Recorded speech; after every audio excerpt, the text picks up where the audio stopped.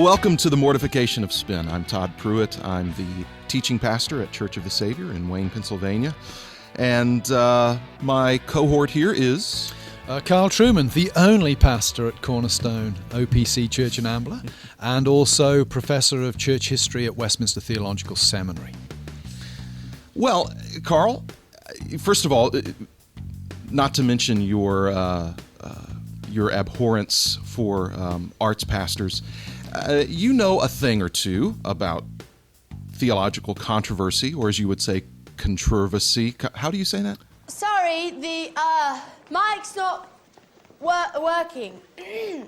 Ladies and gentlemen, welcome. Controversy. Controversy. I say it correctly. Absolutely. Controversy. I'm not going to be able to pull that off, so I'll say it the correct way. Controversy. Controversy. Yes, exactly. Now, I think a previous podcast I'd mentioned the cover of your book, Fools Rush In, Where Monkeys Fear to Tread, and you're pictured on the front quite appropriately, ready for a duel. And it's a bit of a caricature. For instance, there's hair on your head in that picture, which we Ouch. Yes. But it was an old picture. I didn't ask them to put hair on. They used an old picture. But I have more wrinkles on my face as well. So it's a wash. Sure it is. But I do think someone in your position that you've held in a seminary, but also a pastor too, like myself, and like you are now, finds himself in a situation where controversy rises up and it has to be dealt with. I would imagine there are pastors listening to this right now who have quite a few scars and wounds on their body, so to speak, from being involved in various controversies in their church or perhaps outside of the church. Sometimes those controversies are unnecessary. Sometimes they are very necessary. Sometimes to enter into some of those controversies might be a sin. Other times to avoid them is a sin. And I think wisdom is knowing the difference. Controversy in Great Neck over where some high school students have been going to eat their lunch. The question tonight is a local synagogue going too far by mixing pizza with prayer. You're no stranger to controversy in your role as a seminary professor and administrator. You've had to deal with controversy, and anybody paying much attention to the evangelical landscape over the last 6 years or so is familiar with some things that you have had to be involved in. And I say intentionally that you've had to be involved in because I believe the controversy, particularly that you're most well known for, if I can say it that way, is something you had to enter into. Feel free to say anything more about that you would like, as well as perhaps maybe a few lessons learned in your role at Westminster Seminary that might be helpful for pastors and other Christians as they deal with controversial issues, theologically in particular. You know, I'm totally confused, Todd. I haven't got a clue what you're talking Right. about. I don't recognize myself in the picture you've drawn. I read about it in Wichita, Kansas, so the news did get around. Yeah. Well, I think there are a number of points that can be made here. The first one is theological seminaries have a peculiar responsibility to the church world because we are training the next generation of ministers, of pastors. What is said in a seminary lecture theatre today is going to be preached from a pulpit tomorrow. Right. What comes forth today as extremely nuanced and sophisticated academic argument today is going to be rather unnuanced, straightforward statement in a sermon tomorrow. So seminaries have a peculiar responsibility to, first of all, to the church, to make sure that what is taught in their classrooms is exactly what their confessional statements or documents claim is taught in their classrooms. So when I look back at the Westminster incident where we were dealing with a particular individual who was teaching in the Old Testament faculty and published a book which many of us, when it first came out, regarded as being ambiguous, if not very weak, on the issue of Old Testament inspiration and authority. That was an important challenge for us because we realized what's coming out in this book is presumably what's being taught in the classroom, and what's being taught in the classroom will be transferred to the church in a very, very rapid succession. So the issue of the book really brought things to a head, and our responsibility to the church community made it an imperative. Now, there are those who would say, Christians should never engage in theological controversy, that Christianity is an ethic, it's a way of life. It's about, to put it in crude terms, it's about being nice to people and about affirming people in their identity. That, unfortunately, is not the New Testament's account of Christianity. At Romans 16, Paul talks about a couple of characters who have been divisive. Why? Because they've engaged in controversy, because they've been nasty to people? No, they're divisive because they've departed from the teaching. It is those who deviate from true teaching who are the truly divisive ones. Right. So the need to deal with false teaching or aberrant teaching in a decisive and firm way is absolute within Christian organizations, whether we're talking churches or seminaries. Of course, that's not to say that controversy can't be engaged in a sinful way. One could engage in controversy over matters that don't really ultimately have a massive impact on the gospel. Whether you should wear white shirts or blue shirts to church on Sunday, it's not an issue to have a bust-up over. Whether the Old Testament is inspired, whether Adam was a historical figure, whether Christ really died and rose again, these are things that are absolutely central to the gospel and to the Christian faith, need to be maintained by seminaries, and when people emerge who deny those things or offer accounts of Scripture that weaken and undermine those things, they need to be dealt with decisively. One must always engage in controversy in a way that is prayerful, in a way that is self-critical. The great fear for myself when I was dean and sort of piloting the prosecution of this faculty member was this can become a way of life. You can become like a combat veteran, sort of bloodthirsty and always looking for the next kill and always raising the bar on orthodoxy that little bit higher. That's where I think a good elaborate confession like the Westminster Standards and a good strong governing board are also useful. But controversy is necessary. It's necessary for the maintenance of the faith. And it's necessary to do it today in order to make sure that there is a Christian faith 70 years from now. I remember when I was younger in pastoral ministry and I saw certain pastors and in certain theological institutions. For instance, I was raised Southern Baptist, so I was able to observe from afar the drama that took place at Southern Seminary. I looked at those types of situations as a younger pastor in almost kind of an idealistic way, a romantic way. And now, after a number of years in pastoral ministry, I've learned that however necessary certain controversies are, they are very painful.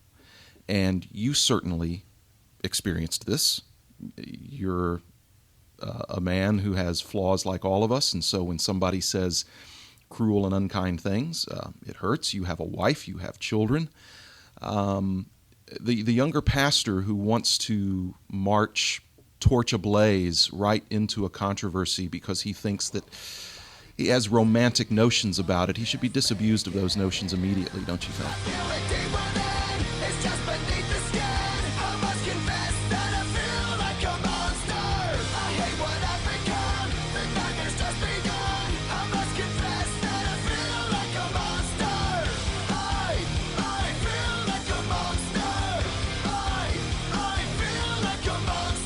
Absolutely. I mean, my wife, we had anonymous phone calls to the house. I had threats of legal action made against me.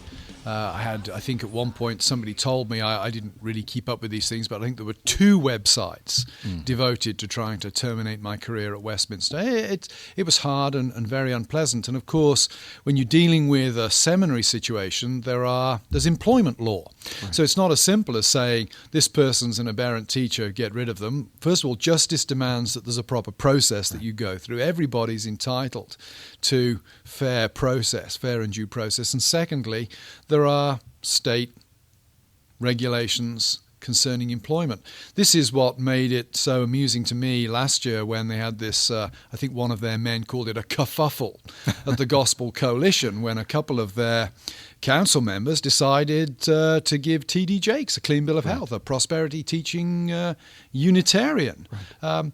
And it took them months to deal with it. Right. And I was told by one of the top guys, the top men at Gospel Coalition, how long did it take you to deal with ends? Well, The answer is, I had lawyers breathing down my Right. neck. There are protections in place Right. for employees. If you're dealing with a voluntary organization, you should be able to deal with these things much quicker and much more decisively. Yes, absolutely. And the particular situation you refer to there seemed to many of us to be so clear because we were having to deal with confusion suddenly over something as essential as the doctrine of the Trinity. And this has pastoral implications because I know what it's like to speak with a member of the church, a Christian church, which is Trinitarian, obviously, or else it's not a Christian church, who has great confusion over the doctrine of the Trinity. Now, when you have prominent evangelical pastors in a prominent evangelical organization that, not intentionally, but nevertheless, introduces confusion into something as essential as the doctrine of the Trinity, now you're messing around in my pool because I have parishioners whose souls I'm charged to care for who are being influenced by these men with national and international ministries. And I remember being told, well, you need to contact that person privately if you have a problem, which of course is hogwash. You don't. Some of these men, you have to go through 5 different secretaries and administrators to get through to them in the first place. The other point, obviously, is that this was a public controversy. These men made this issue public. Yeah, so it's not a private sin. It was It's not a public private teaching, sin. and public teaching needs public rebuke. Absolutely. And with the T.D. very, Jakes very clearly. situation, again, you're not dealing with a man who only was a oneness Pentecostal, but his well-known embrace and preaching of the prosperity heresy, again, is an issue of pastoral concern because if I have men whose names, whose ministries are respected, who have national influence, and they suddenly seem to give their approval to a man who strongly, full-throatedly endorses a view of faith which is heretical and deeply damaging. Now they've left me with a mess I have to deal with in the church that I pastor. This is a new phenomenon. This is something that, because of the communication age, has made things much more difficult for pastors. Apple keeps a pretty short leash on app developers. Apps that contain explicit content are typically smited by the tech lords who oversee the App Store. But one app has flown under the radar and people are up in arms. Boyfriend Trainer is an app for both Apple and Android that allows users to punish and discipline their cartoon boyfriends. The girlfriend is encouraged to slap, mace, and electrocute their boyfriend if he fails to do things like pick his shirt up off the ground. Begging the question, what if the app was the other Please way don't speak around? out of turn, Lee. We've talked about this. Sorry. But you mentioned something from Romans, which is very important, that those who introduce theological confusion into the church, these are the divisive ones. And it reminds me of the qualifications for elders. All of the qualifications for elders, save one, are enjoined upon all Christians elsewhere in the New Testament. Being gentle, being a good manager of your household, etc. But there's this one qualification that is only enjoined upon the elder, and that is to be able to teach the word. In Titus, it's even stronger, this image of being able to instruct in sound doctrine and silence those who contradict it, because many are coming into the church who will sow this sort of confusion. Well, that is a prescription for entering into controversy. The New Testament is saying to elders, to pastors, there are controversies that you're going to have to enter into because you're going to have to silence people. And let's not forget that is the exact context, of course, in the pastoral epistles. In 1 Timothy, Right. Paul is wanting elders appointed because we have these false teachers. They don't know exactly what they're doing, but they're teaching something wrong about the law. They're teaching myths and genealogies rather than pressing home the moral demands of the law. And Paul's solution to that is not simply, Timothy, teach the truth. Right. It's also put in place the bodyguards, Right. the men who can help enforce this. Mm-hmm. And I think that leads to a further point about theological controversy, and that is it assumes a hierarchy and a structure. Right. Theological controversy, there is a way of pursuing it, and it is primarily to be pursued by those who are ordained to the task. Right. It's a church thing, primarily. Yes, and it's connected to the offices of ministry, which in some cases in certain churches makes it more difficult. Low church settings, if you like, make this sort of responsibility more difficult. I know what it's like to be on the staff of a large Southern Baptist church, basically an eldership of one, the senior pastor, the laymen in charge of what is oftentimes elder-type duties would be the deacons, but because they're not ordained or recognized as elders, they don't have the responsibility of elders. And so the job of oversight was very, very, very difficult. In fact, in some cases, almost non-existent. But the pastor who wants to take this seriously needs to know that there's a cost, there's a price to pay for stepping in and silencing, to use Paul's words, someone who is teaching what is false, correcting them. Yeah. Paul, though, of course, uses very strong language. These people are to be handed over to Satan. Right. Is the way he talks Which about is really tough in sentimental evangelicalism, Yeah. where the highest expression of Christian faithfulness is being nice, where love and niceness are oftentimes conflated.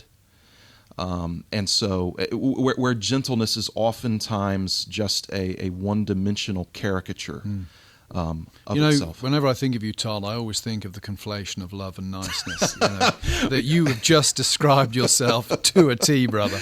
Well, I appreciate that. I always have a feather touch on these issues, no doubt about it. But I think as we sort of wrap this up, I think I very much appreciate your comment that the theological controversy is not a glamorous thing. No. If I actually quote Pete Enns, who was, of course, the man at the Yes. center of the Westminster controversy. He once said to me, this was in pre-controversial days, he once said to me that theology is a great hobby and a nightmare profession. And I think there's a lot of truth in that those who've actually been on the inside of theological controversies know it's hard to sit in a room and take a decision that's going to cost a guy his health insurance. Right. Could cost him his career. That could cost him his public reputation. These are not things that are to be done lightly. They're not to be gloried in or reveled in. They may be necessary, but it's like an amputation. It is a necessary cruelty, if one might put it that way. And we can be sure that from now until Christ returns, the church will be in controversy. We will continue to have to deal with these issues in our institutions and in our churches, and to think otherwise is just simply not realistic.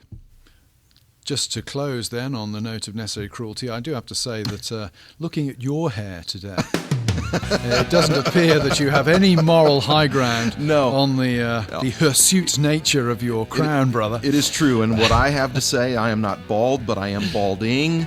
And every time I go to the barber shop, it is another depressing situation. To be sure, I have my youngest son, who's 12, who has the exact same kind of hair that I do, is teasing me about being bald, and I've had to give him the encouraging news that when he's my age, he will encounter the same affliction. So I have that to look forward to. I only pray that I live long enough to see him bald for the necessary revenge. So. Well, thanks very much for listening to The Mortification of Spin. Don't forget to visit our website. You'll notice there's a large donate button. Please press that and help keep Bob Brady in skinny jeans and cool hipster glasses. I've been your host, Carl Truman, and I pass over now for a final word to my fellow Yul Brynner lookalike, Todd Pruitt. Again, we do appreciate your time. We hope this is helpful for you. Do get a chance to peruse the website, and if you can, make a donation to the Alliance. They do and have continued to do wonderful work, and it would be greatly appreciated. Thank you.